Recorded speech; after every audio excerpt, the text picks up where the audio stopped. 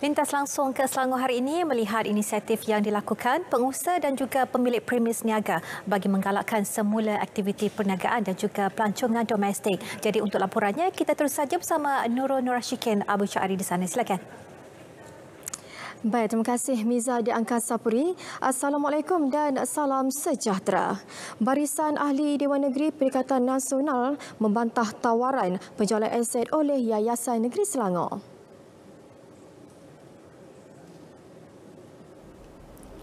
Ketua Pembangkang Selangor Rizam Ismail berkata, apa jua tindakan penjualan aset harus dibuat secara rasional dengan justifikasi yang munasabah. Iaitu penjualan aset Yayasan Selangor yang kita tengok sebanyak melibatkan 77 unit aset yang akan dijual, yang mana nilainya di antara 191,000 sehingga kepada 3.5 juta. Dan keseluruhan jika 77 bangunan ini berjaya dijual mungkin sehingga mendapat sebanyak 45 juta. Seperti mana yang kita ketahui, Kerajaan negeri baru saja mengumumkan satu bajet 400 juta untuk COVID-19, tapi dalam masa yang sama kita dikejutkan berlaku penjualan secara besar-besaran di dalam Yayasan Selangor. Jadi sebab itu kita bantah kerana Yayasan Selangor ini ada sentimental value kepada anak-anak jati Selangor. Pihaknya juga mahu Menteri Besar Dato' Amiruddin Syari membatalkan penjualan aset berkenaan. Beliau bercakap dalam sidang media selepas persidangan Dewan Dun Undangan Negeri di Shah Alam. Aktiviti minum arak dan merokok di taman permainan dan taman rekreasi dilarang serta-merta.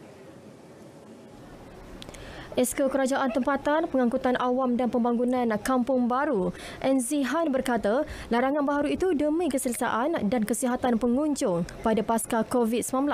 Larangan tersebut dimasukkan ke dalam senarai kesalahan di Undang-Undang Kecil Taman 2005 pihak berkuasa tempatan negeri. Saman maksimum RM1,000 boleh dikenakan kepada pengunjung yang ingkar.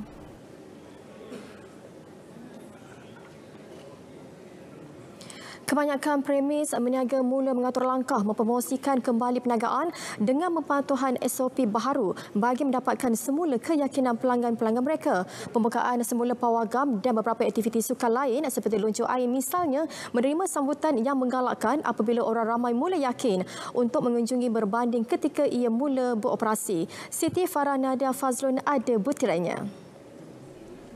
Tinjauan saya di salah sebuah pawagam di Lembah Kelang mendapati jumlah penonton yang hadir amat memberangsangkan. Pihak pengurusan pawagam memberitahu pembelian tiket terutama secara dalam talian melebihi jangkaan.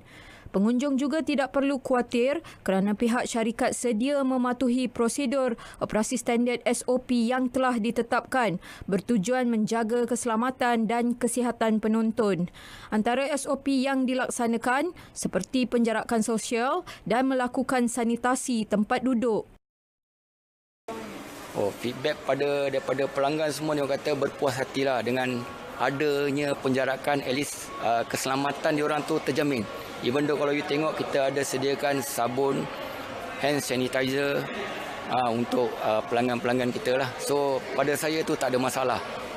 So keselamatan diorang tu pentinglah dengan kita amalkan penjarakan yang sedia ada ni.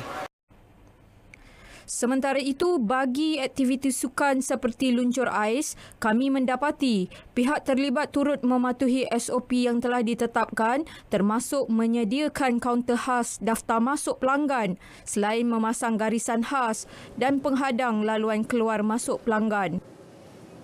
Okey, kerana kita kan sesuai dengan arahan daripada Kementerian Belia dan Sukan juga, kerana kita termasuk dynamic sport, so kita kena ada social distancing 3 meter dekat dalam. So nanti surrounding di dashboard, kita punya holder bar tu nanti kita akan letak stiker 3 meter. So dia mesti gunakan mask, tetapi ketika dia skate, dia boleh turunkan dia punya mask.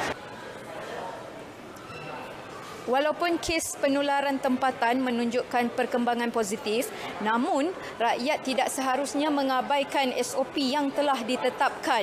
Ingat, kita belum menang dan jadilah rakyat yang bertanggungjawab. Siti Farah Nadia Fazlun, Berita RTM. Bahan itu mengakhiri Kemas Kini berita dari Negeri Selangor pada petang ini. Teruskan bersama Berita Wilayah. Assalamualaikum dan salam sejahtera.